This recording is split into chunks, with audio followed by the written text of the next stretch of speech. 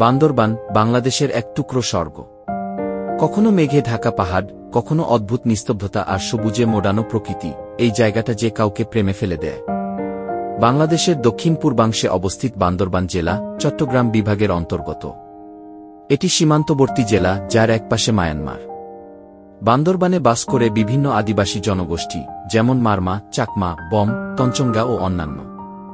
তাদের নিজস্ব ভাষা, ঐতিহ্য এবং সংস্কৃতি বান্দরবানকে করেছে আরও বৈচিত্র্যময় ও মনোমুগ্ধকর।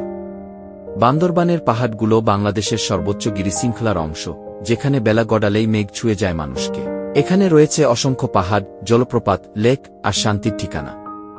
আজকের ভিডিওতে আমরা ঘুরে দেখব বান্দরবানের সেরা 7টি দর্শনীয় স্থান, জানব স্থানীয়দের জীবনধারা, খাওয়া দাওয়া এবং বান্দরবান ভ্রমণের খরচ ও গাইডলাইন।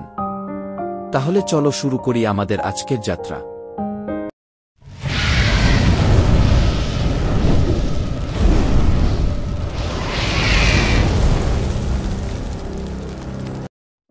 চলো শুরু করি।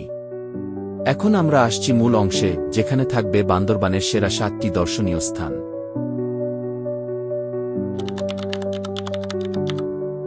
বান্দরবানের সবচেয়ে বিখ্যাত ও রোমাঞ্চকর স্থানগুলোর একটি হল নীলগিরি।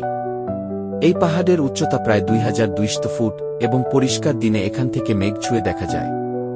বিশেষ করে বর্ষাকালে এখানে মেঘের মধ্যে দাঁড়িয়ে থাকলে মনে হয় আপনি স্বর্গে এসেছেন। বাংলাদেশ সেনাবাহিনীর নিয়ন্ত্রণাধীন এই স্থানটি খুবই পরিচ্ছন্ন ও সুসংগঠিত। সকাল সকাল গেলে দেখা যায় পাহাড়ের উপর রোদ আর নিচে ছড়ানো মেঘ, যা এক কথায় জাদুকরী দৃশ্য।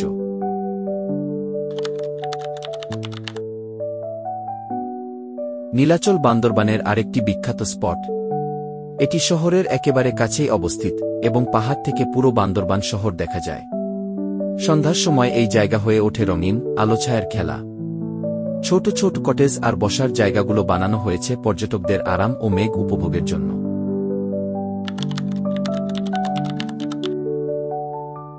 বগা লেক বাংলাদেশের সবচেয়ে রহস্যময় ও মনোমুগ্ধকর লেক। সমুদ্রপৃষ্ঠ থেকে প্রায় 1200 মিটার উঁচুতে অবস্থিত এই লেকটি একপাশে পাহাড়, অন্য পাশে শান্ত পানি আর চারপাশে অদ্ভুত নিস্তব্ধতা নিয়ে দাঁড়িয়ে। স্থানীয় আদিবাসীরা একে ঘিরে অনেক গল্প বলেন। কেউ বলেন এটি আগ্নেয়গিরির ফল, কেউ বলেন প্রাকৃতিক বিস্ময়।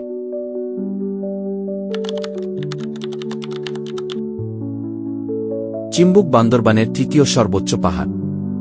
এখানে গেলে আপনি সত্যিকার অর্থেই ক্লাউড ওয়াকিংয়ের অনুভূতি পাবেন।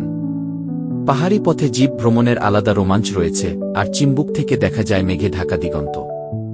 ভোরে গেলে সূর্যোদয়ের অপরূপ দৃশ্য মিস করা যাবে না।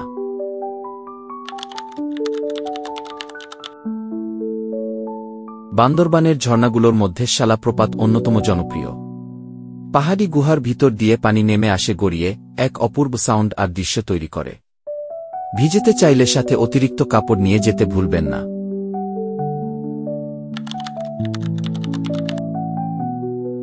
যারা অফবিট অ্যাডভেঞ্চার ভালোবাসেন তাদের জন্য থানচি এক আদর্শ গন্তব্য। এখানে পাহাড়ি নদীর উপর দিয়ে বোটে চড়ে যেতে হয় রিমাক্রি, নাফাকুম, আমিয়াকুমের দিকে। থানচির সৌন্দর্য বর্ণনা করে শেষ করা যাবে না, একেবারে ছবির মতো।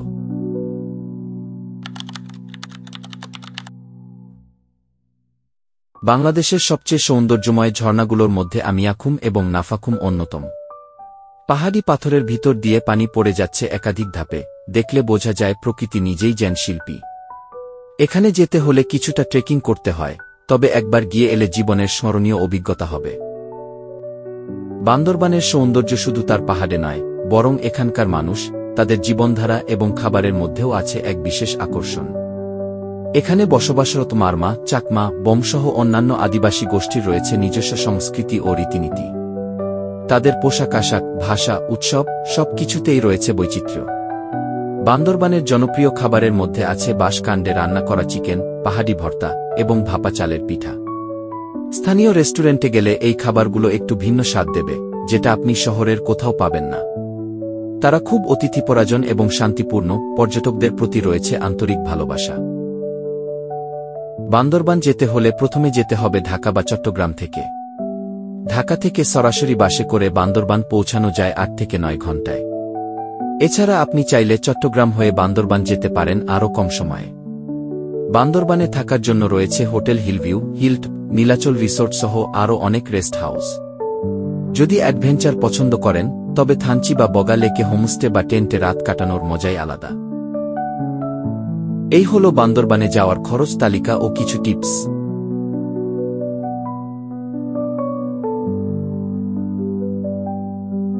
আপনারা যদি প্রকৃতি ভালোবাসেন, নিরিবিলি শান্ত পরিবেশ খুঁজে থাকেন, তাহলে বান্দরবান হতে পারে আপনার পরবর্তী গন্তব্য। এই ভিডিও যদি ভালো লেগে থাকে তাহলে অবশ্যই লাইক দিন, চ্যানেল সাবস্ক্রাইব করুন আর কমেন্টে জানান আপনি বান্দরবানের কোনো জায়গা আগে ঘুরেছেন বা ঘুরতে চান।